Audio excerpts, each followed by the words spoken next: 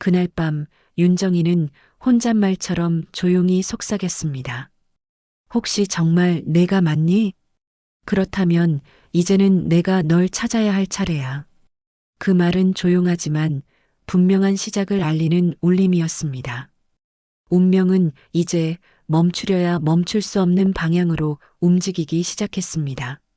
안녕하세요. 여러분의 사연 담긴 여러 이야기들을 들려드리고 있는 인생 수필관입니다. 마지막 반전까지 숨막히는 이야기를 끝까지 들어보세요. 구독과 좋아요, 알림 설정은 영상 제작에 큰 힘이 됩니다. 자, 그럼 오늘의 사연 함께 들어보시죠. 강남의 오래된 상가 골목, 화려한 대로변에서 조금 떨어진 작은 미용실은 매일 아침 고소한 커피 냄새와 헤어 스프레이 향이 뒤섞이며 하루를 시작합니다. 동네 주민들이 드나드는 소박한 공간이지만 소연은 이곳이 참 좋다고 느낍니다. 화려하지 않아도 사람 냄새가 나고 어르신들의 안부가 오가며 하루가 흘러갑니다. 그녀는 늘처럼 앞치마를 메고 거울에 묻은 얼룩을 닦으며 조용히 하루를 준비합니다. 바쁜 출근길을 지나가는 사람들, 단골 고객의 환한 목소리, 그리고 자신을 향해 건네지는 따뜻한 인사들이 더없이 익숙한 일상이 됩니다. 소연은 늘 먼저 출근의 문을 열고 늦게까지 남아서 마감 일을 도맡아 합니다. 아무도 시키지 않았지만 그것이 자신의 역할이라 믿습니다. 부모를 모르는 고아 출신이라는 이유로 세상에서 자신이 설 자리만 찾고 싶었던 어린 시절, 이 미용실은 처음으로 그녀를 환영해준 공간입니다. 비록 살림은 빠듯하고 혼자 사는 원룸은 작고 추워도 이곳에서는 이름을 불러주는 사람이 있습니다. 그녀에게 그 사실은 무엇보다 소중했습니다. 그날 아침도 평소처럼 지나갈 줄 알았습니다. 하지만 문이 열리며 들어선 낯선 존재는 그녀의 일상에 작은 균열을 내기 시작합니다. 은은한 향수를 풍기며 들어온 세련된 노부인 윤정이, 단정한 은빛 머리, 고급스러운 카멜색 코트, 흔들림 없는 발걸음. 미용실의 공기가 순간 멈춘 듯 고요해집니다. 소연은 본능적으로 그녀를 VIP룸으로 안내하려 했지만 윤정이는 고개를 저으며 그냥 여기 앉을게요 하고 조용히 말합니다. 그 목소리엔 이곳 풍경과는 어딘가 어울리지 않는 깊은 울림이 있었습니다. 윤정이는 의자에 앉으며 천천히 주변을 둘러봅니다. 십수년 동안 재단과 사회 공헌 활동으로 수많은 사람을 만났지만 이 작은 미용실은 묘하게 낯설면서도 설명할 수 없는 익숙함이 스며 있습니다. 벽에 걸린 오래된 사진들, 구석에 놓인 낡은 잡지, 그리고 바쁘게 움직이면서도 눈빛이 따뜻한 한 젊은 미용사. 이상하게 그 젊은 미용사의 뒷모습에서 자꾸 오래전 기억 속의 아이가 떠오릅니다. 이름도 얼굴도 흐릿해진 그때의 작은 아이. 소연은 침착하게 샴푸를 준비하며 늘 하던 대로 고객의 어깨에 수건을 둘러줍니다. 편하게 기대세요. 그녀의 말투는 온화하고 조심스럽습니다.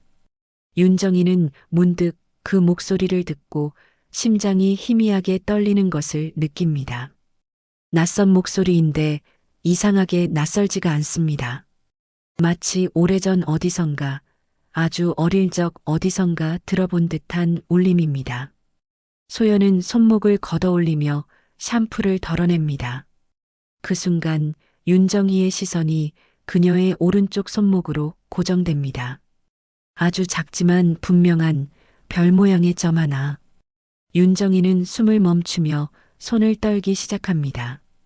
눈꺼풀이 미세하게 흔들리고 목에서는 아무 말도 나오지 않습니다. 이마가 식은땀으로 젖으며 30년 전 빗속에서 떠나보낸 그 아이의 마지막 모습이 스쳐 지나갑니다. 그때도 그 아이의 손목에는 작은 별 모양의 점이 있었던 기억이 떠오릅니다. 윤정이는 눈을 감습니다. 그리고 오래된 하지만 잊힌 적 없었던 그 진실이 문을 두드리기 시작합니다. 그날 이후 그녀의 평범했던 일상은 더 이상 예전처럼 흘러가지 않게 됩니다. 샴푸대 의자에 조용히 누워있는 윤정희의 표정은 어딘가 불안정해 보입니다. 눈을 감고 있지만 마음속은 오래된 기억들이 뒤섞이며 소란스럽게 소리를 냅니다. 그녀는 차갑던 비 내리던 날, 갓돌이 지난 아이의 손목에 있던 그 작고 선명한 별 모양 점을 떠올립니다. 그날 이후 단 한 번도 잊지 못했던 그 표식을 지금 눈앞에 이 젊은 미용사의 손목에서 보게 될 줄은 상상조차 하지 못했습니다. 심장은 조용히 그러나 끈질기게 뛰며 그녀의 억눌려 있던 감정을 흔들기 시작합니다. 소연은 아무것도 모른 채 샴푸를 이어가며 따뜻한 물이 두피를 타고 흐르도록 천천히 적셔줍니다. 손길은 섬세하고 동작은 조심스럽습니다. 어르신 고객을 대할 때는 특히 더 천천히 정성스럽게 그녀가 일하며 터득한 소박한 철학입니다. 물기가 흐르는 손목 위로 작은 점 하나가 반짝이고 그 점은 밝은 조명 아래 희미한 빛을 띠며 더욱 뚜렷하게 드러납니다. 이상하게도 그 순간 단지 고객과 직원의 관계 이상으로 묘한 연결감이 공기 속에 감돌기 시작합니다. 샴푸가 끝난 뒤 윤정희는 천천히 몸을 일으킵니다. 평소라면 고개를 들고 당당하게 주변을 둘러볼 그녀였지만 오늘은 눈길조차 쉽게 움직이지 못합니다. 말을 할까? 아니면 침묵할까? 손을 뻗어 물어볼까? 아니면 애써 무시할까? 수많은 생각이 스쳐 지나가지만 입술은 굳게 닫힌 채 아무 말도 하지 못합니다. 그녀의 눈빛을 바라보던 소연은 어딘가 평소와 다른 분위기를 감지합니다. 하지만 이유를 알 수 없어 그냥 조심스럽게 묻습니다. 혹시 물 온도는 괜찮으셨나요? 윤정희는 대답 대신 고개만 천천히 끄덕입니다. 그러나 그녀의 눈빛은 고개를 끄덕이는 방향과 전혀 다른 곳을 향해 있습니다. 그 눈빛에는 오래 참아온 후회와 다시 다가온 희망이 동시에 들어 있습니다. 소연은 순간 말할 수 없지만 묘하게 가슴속 깊은 곳이 서늘해지는 느낌을 받습니다. 낯선 감정이지만 마치 아주 오래전부터 자신을 기다려온 감정 같습니다. 잠시 후 윤정희는 자리에서 일어나 계산대로 향합니다.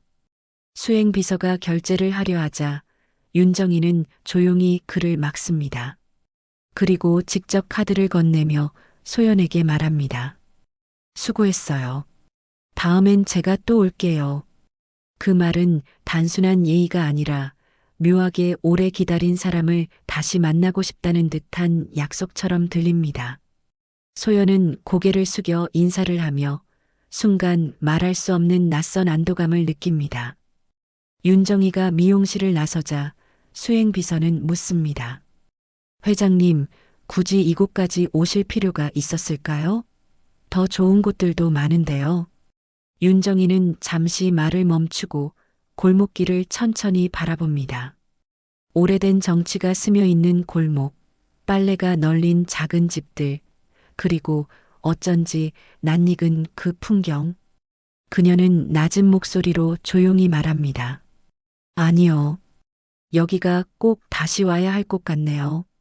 그날 이후 윤정희는 평소보다 말수가 줄었습니다.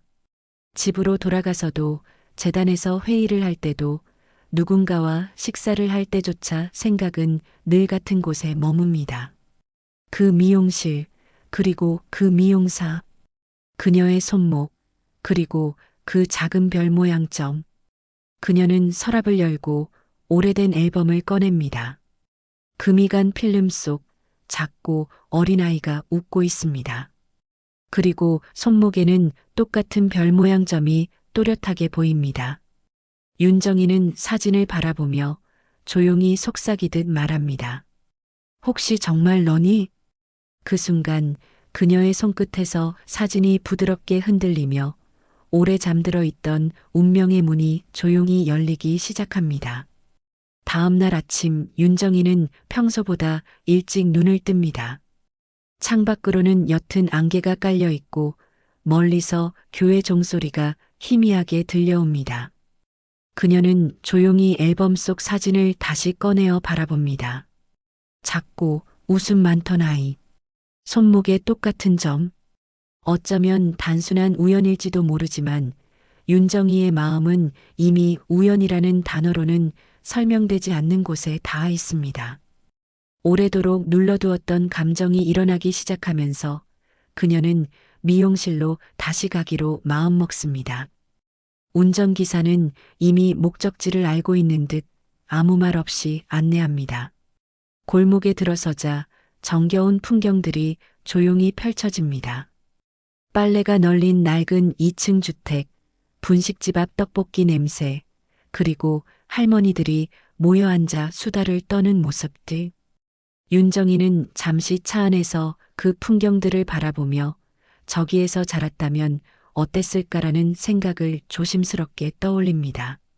아이를 잃지 않았다면 이런 평범한 풍경 속에서 자라며 웃고 뛰며 살았을지도 모르는 그 아이. 그 상상이 그녀의 가슴을 먹먹하게 짓눌러 옵니다. 미용실이 문을 열기 전 소연은 가게 앞 화분에 물을 주며 아침을 시작하고 있습니다. 그녀의 표정은 차분하고 고요합니다. 하지만 어제와는 다르게 마음속 어딘가에 말로 설명할 수 없는 서늘한 감각이 남아 있습니다. 윤정이라는 손님. 마치 자신을 오래 지켜본 사람 같았고 왠지 모르게 낯설지 않은 느낌이었습니다. 그런데 이유를 알 수 없어 더 혼란스럽습니다. 소연은 그 느낌을 애써 지우려는 듯 화분을 정리하고 입구 간판을 세웁니다. 그 순간 윤정이가 미용실 앞에 조용히 나타납니다. 수행비서도 없이 혼자입니다. 소연은 순간 놀라며 인사를 건넵니다. 어서 오세요. 다시 오셨네요. 윤정이는 그 말에 묘한 감정을 느끼며 조용히 고개를 끄덕입니다. 혹시 오늘은 예약 없이 왔어요. 괜찮을까요? 그녀의 말투는 조심스럽고 어딘가 떨리고 있습니다. 평소 재단 행사에서 보던 위험 있는 모습은 찾아볼 수 없습니다. 샴푸실로 이동하는 길, 윤정이는 미용실 벽에 걸린 사진들을 천천히 바라봅니다. 동네 주민들이 찍은 사진, 미용실 오픈 첫날의 사진, 그리고 왠지 눈길이 멈추는 사진 한 장. 소연이 아이들 봉사 미용을 하며 찍힌 사진입니다. 그 사진 속에서 소연은 아이의 머리를 다듬으며 따뜻한 눈으로 웃고 있습니다.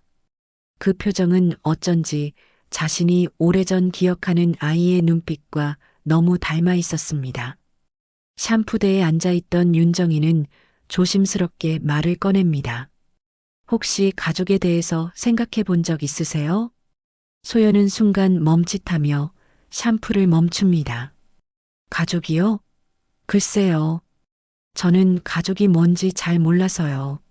그 말을 듣는 순간 윤정이의 가슴 깊은 곳에서 무언가 무너져 내리고 다시 일어납니다.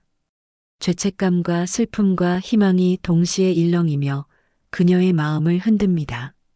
소연은 왜 이 손님이 이런 질문을 자신에게 건네는지 알지 못하지만 대답하지 않고 지나가기엔 그 말이 이상하게 마음을 건드리고 있었습니다. 그래서 조용히 속삭이듯 말합니다. 가끔은 가족이라는 게 피로 이어지는 게 아니라 마음으로 닿는 게 아닐까 그런 생각은 해봤어요.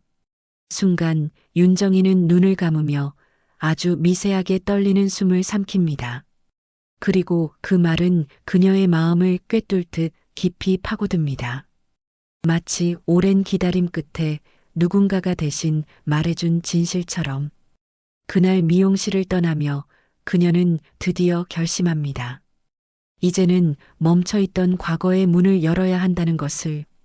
그리고 그 문 뒤에는 아마도 그녀가 평생 찾아 헤매던 그 아이가 서 있을지도 모른다는 것을. 윤정이는 소연의 말이 계속 머릿속을 맴도는 밤을 보냈습니다. 가족이란 피가 아니라 마음으로 이어지는 것일 수도 있다는 그 말은 지난 30년 동안 피로 맺어진 관계만을 가족이라 여기며 살아온 자신의 사고를 흔들었습니다. 잠을 이루지 못한 채 새벽을 맞이한 그녀는 결심했습니다. 이제는 기억만으로 추측하지 말고 진실을 확인해야 한다고. 믿고 싶지 않은 마음과 믿고 싶은 마음 사이에서 흔들리며 그녀는 그동안 봉인해 두었던 입양기록 서류 보관소로 향합니다. 서류 보관소는 재단이 관리하는 작은 문서 창고였습니다. 먼지가 내려앉은 기록들 속에서 담당 직원이 오래된 철제 서류함을 열자 삭은 종이 냄새가 스며 나왔습니다.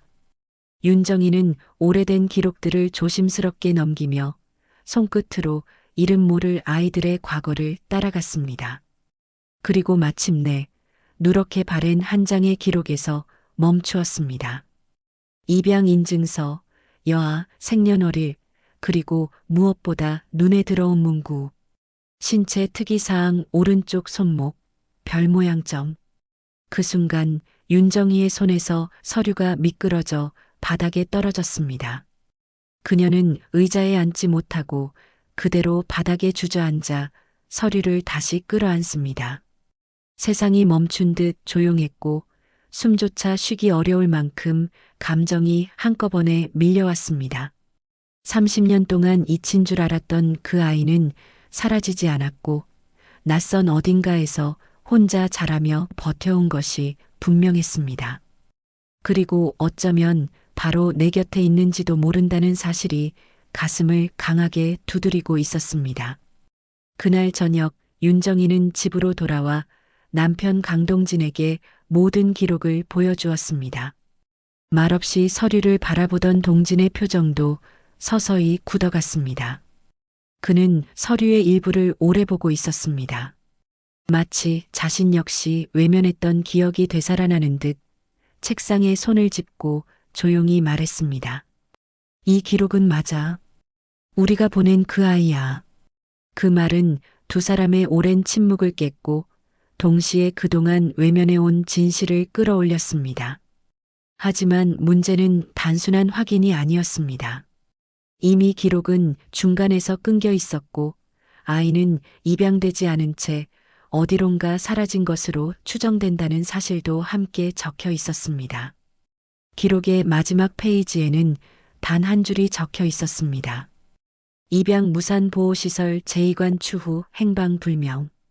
윤정이는 그 문구를 보고 다시 한번 무너졌습니다. 그 아이는 어쩌면 정식 입양조차 되지 못하고 보호받지 못한 채 세상 어딘가에 버려졌을지도 모릅니다. 그녀가 세상 어느 곳에서도 따뜻하게 불리지 못했던 이름을 이제야 부르고 싶어진 순간. 하지만 이미 너무 늦어버린 건 아닐까 두려움이 밀려왔습니다. 며칠 뒤 윤정이는 수행비서 없이 혼자 미용실 앞 승용차 안에 앉아 있었습니다. 밖의 풍경은 그대로인데 그녀의 마음은 전혀 같지 않았습니다. 그저 미용실 안에서 웃으며 머리를 다듬어주던 소연의 모습, 아이들에게 쪼그려 앉아 머리를 묶어주던 사진 속 모습이 자꾸만 아른거립니다. 문을 열고 들어갈까 아니면 다시 돌아갈까? 수십 번 고민했지만 발걸음은 쉽게 떨어지지 않았습니다. 그러던 순간 미용실 문이 열리고 소연이 밖으로 나왔습니다. 그녀는 쓰레기 봉투를 들고 있었고 마침 윤정이의 차를 향해 고개를 들었습니다. 눈이 마주쳤지만 서로 아무 말 없이 그대로 서 있습니다. 말은 나오지 않았지만 두 사람 사이에는 말로 설명할 수 없는 묵직한 기류가 흘렀습니다. 마치 오래전 잃어버린 연결이 다시 이어지기 직전처럼. 그날 밤 윤정이는 혼잣말처럼 조용히 속삭였습니다. 혹시 정말 내가 맞니? 그렇다면 이제는 내가 널 찾아야 할 차례야. 그 말은 조용하지만 분명한 시작을 알리는 울림이었습니다. 운명은 이제 멈추려야 멈출 수 없는 방향으로 움직이기 시작했습니다. 늦은 오후 미용실은 비교적 한산했습니다. 소연은 예약 손님이 없던 시간 가게 구석에서 수건을 개고 있었습니다. 평소처럼 조용했고 바람소리만 간간히 들리는 고요한 시간. 그런데 문이 천천히 열리고 이번에는 늘처럼 자연스럽게 들어오는 손님이 아니라 낯선 복장과 무거운 분위기의 사람 2명이 조용히 들어섰습니다. 그들은 자신을 재단에서 왔다고 소개했고 누군가를 대신해 전할 서류가 있다고 말했습니다. 소연은 이유를 알 수 없었지만 낯선 긴장감에 자꾸만 손끝이 굳어갔습니다. 그들이 내민 서류 봉투를 열자 소연은 낡은 종이들과 함께 한 장의 사진을 보게 되었습니다. 아주 어릴 때의 자신의 사진 같았습니다. 주황색 담요에 쌓여 누워있는 아이, 그리고 손목에 선명하게 찍힌 별 모양 점. 그녀는 그 사진을 오래 바라볼 수 없었습니다. 심장이 조급하게 뛰며 손이 떨리고 무언가 벼랑 끝에서 밀려오는 듯 했습니다. 그리고 서류에서 발견된 문구. 보호번호 1285. 입양 무산. 부모 재찾기 포기. 보호시설 재위탁.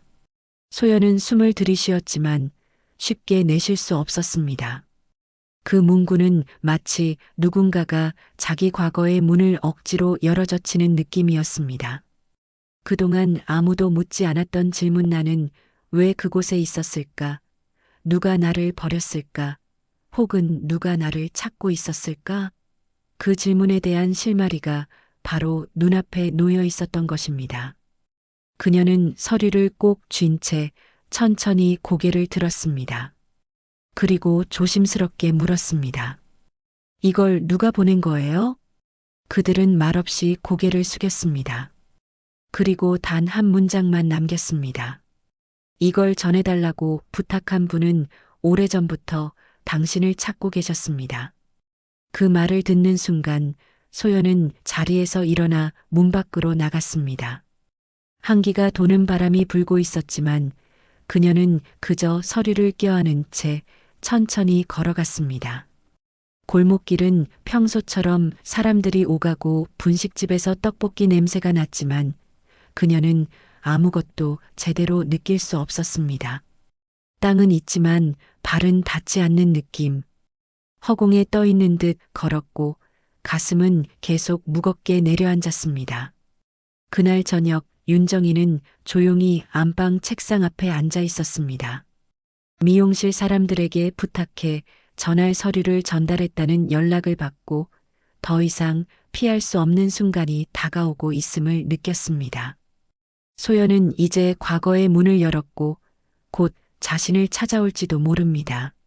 아니면 영영 떠나버릴지도 모릅니다. 남편 강동진은 옆에서 아무 말 없이 서류를 바라보고 있을 뿐 쉽사리 말을 건넬 수 없었습니다. 아내가 겪는 조용한 폭풍을 잘 알고 있었기 때문입니다. 그리고 밤, 소연은 차가운 원룸 방바닥에 앉아 서류를 열어놓고 있었습니다. 사진 속 아이를 보며 조용히 묻습니다. 너 누구야? 정말 나야? 대답은 없지만 눈물이 흐릅니다.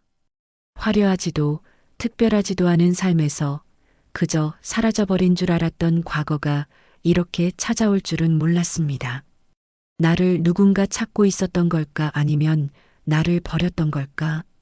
그녀는 자꾸만 두려워졌습니다.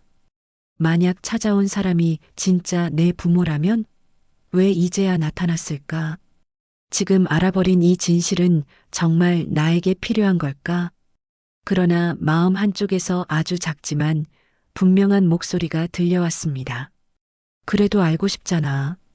그 목소리는 오랫동안 깊숙이 묻혀있던 어린 시절의 소연 자신의 목소리였습니다. 그날 밤 윤정이도 소연도 잠들지 못했습니다. 한 사람은 잃어버린 아이를 떠올리며 눈물을 흘렸고 또 한 사람은 버려졌던 아이의 마음으로 세상을 바라보며 울었습니다. 그리고 다음 날 두 사람은 서로를 향해 한 걸음씩 다가가기 시작했습니다. 운명이 이제는 본격적으로 움직이기 시작했습니다. 하지만 그 길은 결코 평탄하지 않을 것이었습니다. 새벽 공기가 유난히 차가운 날이었습니다. 밤새 잠을 이루지 못한 소연은 서류와 사진을 바라보다 결국 작은 결심을 하게 됩니다. 진실이 두려웠지만 더는 도망치고 싶지 않았습니다. 어린 시절 자신을 아무도 찾지 않았다고 믿으며 살아왔지만 어쩌면 그 믿음 자체가 틀렸을지도 모른다는 생각이 조용히 마음속에 스며들었습니다. 세상은 자신을 버렸다고 생각했지만 혹시 누군가는 자신을 찾아 헤매고 있었을지도 모른다는 희미한 믿음이 생겨났습니다. 그날 오전 소연은 그동안 가지 않던 곳을 찾아갑니다. 자신이 자라던 시립보호시설. 이미 오래전에 시설은 없어졌지만 그 자리에 남은 작은 건물과 오래된 관리인 한 명이 여전히 있었습니다. 관리인은 소연을 기억하지 못했지만 오래된 기록을 찾아 서류철을 건넸습니다. 그 안에서 소연은 놀라운 흔적 하나를 발견합니다. 매년 같은 날짜, 같은 여성이 시설에 방문, 입양 무산된 아이의 생사 확인 반복 요청. 그 기록은 약 15년 동안 이어져 있었고 마지막 기록에는 단 한 줄이 적혀 있었습니다. 며느리 될 아이였다. 나중에라도 꼭 전해주길. 그 문구는 잔잔했지만 소연의 가슴 속에 조용히 그러나 강하게 내려앉았습니다. 누군가는 정말 나를 잊지 않았구나. 그녀는 기록을 손끝으로 천천히 쓰다듬으며 조용히 눈을 감았습니다. 그 순간 그녀를 짓누르던 버려진 아이라는 무거운 감정이 아주 천천히 그러나 분명히 희미해지고 있었습니다. 그 시각 윤정이 역시 재단 사무실에서 조용히 앨범을 펼쳐들고 있었습니다. 30년 전 아이를 보내던 날의 사진. 우산 하나 없이 아이를 안고 빗속을 걸어갔던 길. 그리고 그 이후로 한 번도 잊을 수 없었던 후회. 그 후회는 그녀를 계속 붙잡았고 삶이 아무리 화려해도 마음 한가운데 비워진 방 하나는 채워지지 않았습니다.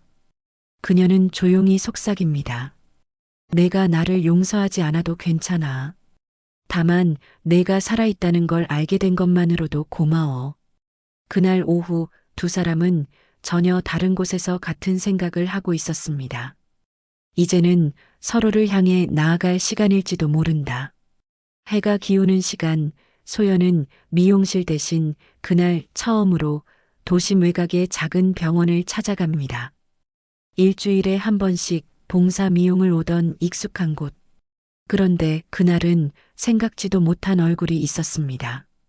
윤정이가 조용히 병원 복도 창가에 서 있었습니다. 그리고 그녀는 소연을 보자 조심스럽게 다가와 아주 조용히 인사했습니다. 여기 자주 오는 곳이라고 하더군요. 그 말은 깊은 의미를 담고 있었지만 억지로 설명하지 않았습니다. 그저 서로가 서로의 지금을 이해하기 시작했다는 신호로 충분했습니다. 소연은 묻지 않았고 윤정이는 말로 설명하지 않았습니다. 말 대신 소연은 봉사 카트에서 가위를 꺼내며 말했습니다. 혹시 조금 기다리실래요? 오늘은 머리 정리해드리는 날이라. 윤정이는 천천히 고개를 끄덕였습니다. 그날 소연은 병원 할머니들의 머리를 정리해주며 미용 가위를 조심스럽게 움직였습니다. 윤정이는 멀리서 그 모습을 바라보며 처음으로 마음 깊은 곳에서 따뜻한 울림을 느꼈습니다. 그 아이는 화려하지 않아도 누군가에게 소중한 사람이 되어 있었습니다. 그리고 이제는 자신이 그 아이에게 다시 소중한 사람이 되어가고 있음을 느꼈습니다. 그날 해가 지고 어둠이 내려앉을 때 서로는 아직 아무것도 완전히 이해한 것은 아니었지만 분명히 느끼고 있었습니다.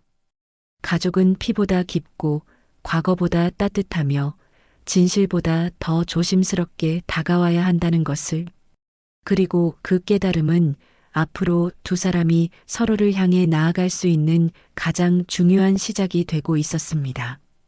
이제 운명은 과거가 아닌 지금의 방향으로 움직이고 있었습니다. 서로의 이름을 부를 수 있는 순간이 조금씩 조금씩 가까워지고 있었습니다. 초겨울에 찬 공기가 유난히 차갑게 느껴지던 날이었습니다. 병원 봉사를 마치고 나오던 소연은 병원 앞 벤치에 앉아 있는 윤정이를 발견했습니다. 그녀는 평소처럼 고급스러운 옷차림이 아니었고 손에는 따뜻한 캔커피 2개만 들려 있었습니다. 기다린다는 말 없이도 기다리고 있었음이 분명해 보이는 모습. 소연은 천천히 다가왔지만 아직 쉽게 말을 건네지는 못했습니다. 대신 조용히 벤치에 앉아 그녀가 내민 커피를 받았습니다. 두 사람 사이로 고요한 바람만이 지나갔습니다. 말은 없었지만 침묵은 불편하지 않았습니다. 오히려 긴 설명보다 묵직하게 흐르는 공기가 서로의 마음을 조금씩 열어주고 있었습니다. 그리고 윤정이가 조용히 입을 열었습니다. 목소리는 떨렸지만 오래 준비해온 말처럼 또렷했습니다. 미안했어요. 그리고 늦었죠. 그 말은 길지 않았지만 충분했습니다. 수많은 변명보다 진실했고 어떤 설명보다 가까이 다가온 말이었습니다. 소연은 쉽게 대답하지 못했습니다. 그러나 처음처럼 불안하거나 혼란스럽지 않았습니다. 이제는 진실이 두렵지 않았습니다. 대신 알고 싶다는 마음이 조금씩 자라나기 시작했습니다. 그래서 그녀는 조심스럽게 물었습니다. 정말 저를 찾고 계셨던 거예요? 그 질문은 단순한 확인이 아니라 마음 깊이 묻어둔 아픔을 꺼내는 용기였습니다. 윤정이는 천천히 고개를 끄덕였습니다. 처음엔 용기가 없었어요. 나중엔 너무 늦은 건 아닐까, 그게 두려웠어요.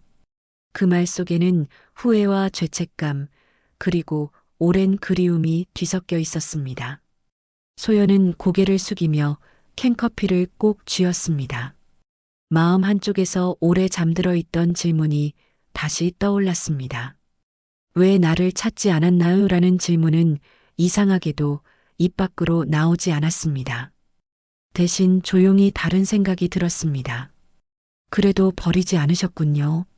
그 말은 눈물이 될 뻔했지만 눈물이 되지 않고 조용히 가슴속에 내려앉았습니다. 둘 사이에 다시 침묵이 내려앉았습니다. 하지만 이번의 침묵은 막힌 침묵이 아니라 이어지는 침묵이었습니다. 윤정이는 조심스럽게 자신의 가방에서 작은 상자 하나를 꺼냈습니다. 바렌 벨벳 소재의 작은 상자. 그 안에는 세월을 견뎌온 낡은 반쪽 목걸이가 들어 있었습니다. 이건 내가 처음 집에 왔을 때 내가 건네준 거예요. 그리고 소연은 자신의 목에 조용히 걸려 있던 같은 모양의 반쪽 목걸이를 손으로 쓸어내렸습니다. 어릴 때부터 자신에게 왜 이 목걸이가 있었는지 알지 못했지만 이상하게 한 번도 버리지 않았던 그 목걸이. 이제야 이유가 분명해졌습니다. 그 목걸이는 버려진 아이의 과거가 아니라 기다림의 증거였다는 것을. 소연은 천천히 상자를 닫으며 조용히 고개를 들었습니다. 윤정이의 눈에는 눈물이 맺혀 있었지만 그 눈물은 과거의 슬픔이 아니라 처음으로 다가온 현재의 감정처럼 보였습니다. 그 순간 소연은 아주 조심스럽게 하지만 분명하게 입을 열었습니다. 저도 아직은 잘 모르겠지만요. 그냥 조금은 알고 싶어요. 우리 이야기를. 그 말은 허락이었고 시작이었고 회복이었습니다.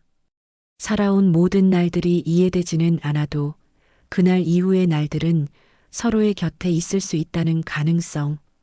해가 천천히 지고 공기는 더 차가워졌지만 두 사람 사이의 온기는 처음보다 더 따뜻해져 있었습니다. 이제 남은 건 진실을 밝히는 일이 아니라 진실 위에 새로운 관계를 쌓아가는 일이었습니다. 그리고 그날 두 사람은 처음으로 함께 걸었습니다. 말은 많지 않았지만 필요한 말은 이미 다 전해진 것처럼 서로가 서로의 과거가 아니라 이제는 서로의 현재가 되어가고 있다는 것만큼은 분명했으니까. 겨울이 지나고 봄바람이 골목길을 스며들기 시작한 어느 아침이었습니다. 오래된 미용실은 새로 단장 중이었고 벽면엔 은은한 아이보리색 페인트가 칠해져 있었습니다. 그 색은 소연이 직접 고른 색이었고 왠지 모르게 새로운 시작이라는 말을 떠올리게 했습니다. 미용실 간판 역시 새롭게 바뀌었습니다. 별처럼 다시 만나는 공간 스타 헤어케어 센터. 이곳은 이제 단순히 머리를 다듬는 곳이 아니라 지역 어르신들을 위한 무료 케어와 심리치유 상담까지 함께 운영되는 작은 따뜻한 공간으로 새롭게 태어나고 있었습니다. 개관식 날 동네 어르신들과 아이들, 그리고 재단 관계자들이 하나둘 모였고 윤정이도 조용히 자리에 앉아 준비를 지켜보고 있었습니다. 예전처럼 화려한 옷차림은 아니었지만 누구보다 편안한 표정을 하고 있었습니다. 그녀는 무대에 서는 대신 관객석에서 조용히 사람들을 바라보고 있는 것을 선택했습니다. 그녀의 눈에는 낯익은 사람 한 명이 무대에 서는 모습이 들어옵니다. 바로 소연이었습니다. 조금은 긴장한 얼굴이었지만 표정 깊은 곳엔 이제 더 이상 흔들림이 없었습니다. 소연은 마이크 앞에 서서 조용히 사람들을 바라보며 말하기 시작했습니다. 저는 오래전 제가 혼자인 줄 알았어요. 아무도 나를 기억해주지 않고 아무도 나를 기다리지 않는다고 생각했어요. 그런데 어느 날 알게 되었어요. 마음으로 이어져 있는 가족도 있다는 걸요. 그 말에 몇몇 어르신이 눈가를 닦았고 윤정이는 고개를 떨군 채 조용히 손을 모아 쥐었습니다. 소연은 말을 이어가며 천천히 객석을 바라봅니다. 사람은 누구나 누군가의 기억 속에 살아갑니다. 그리고 때로는 그 기억 하나가 삶 전체를 바꿔놓기도 합니다. 그녀의 시선이 관객석 한쪽을 천천히 향합니다. 윤정이와 눈이 마주쳤고 두 사람은 말없이 눈으로 인사를 나눕니다. 설명은 필요하지 않았습니다. 말보다 더 깊은 온기가 두 사람 사이로 고요히 흐르고 있었습니다. 행사가 끝나고 사람들은 담소를 나누며 웃었고 아이들은 새 간판 아래에서 사진을 찍었습니다. 윤정이는 조용히 걸어 나오는 소연을 기다리고 있었습니다. 예전처럼 조심스럽게 다가온 것이 아니라 이제는 자연스럽게 다가와 따뜻한 목소리로 말할 수 있었습니다. 오늘 참 잘했어요. 그 말에는 자랑스러움, 안도감, 그리고 이제서야 다시 말할 수 있게 된 어머니의 마음이 담겨 있었습니다. 소연은 잠시 머뭇거리더니 조용히 고개를 끄덕이며 말했습니다. 오늘은 그냥 이렇게 불러보고 싶었어요. 그리고 아주 작지만 또렷하게 속삭였습니다. 어머니. 그 한마디에 윤정이의 눈빛이 순간 흔들렸지만 이번엔 울지 않았습니다. 눈물 대신 조용한 미소가 번졌습니다. 그 미소는 과거가 아닌 현재에 머문 미소였고 후회가 아닌 회복의 시간 속에 있는 미소였습니다. 그날 두 사람은 미용실 앞 벤치에 나란히 앉아 있었습니다. 평소처럼 긴 대화는 없었지만 굳이 말을 하지 않아도 충분했습니다. 윤정이는 조용히 속삭였습니다. 이제 자주 오게 될 것 같네요. 소연도 웃으며 대답했습니다. 여긴 원래 오실 수 있는 곳이었어요.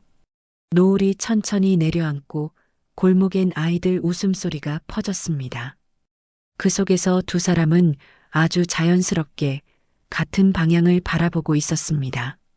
이야기는 여기서 끝나지 않았습니다. 다만 이제부터의 이야기는 찾는 이야기가 아니라 함께 살아가는 이야기가 될 뿐이었습니다. 그리고 그것이면 충분했습니다.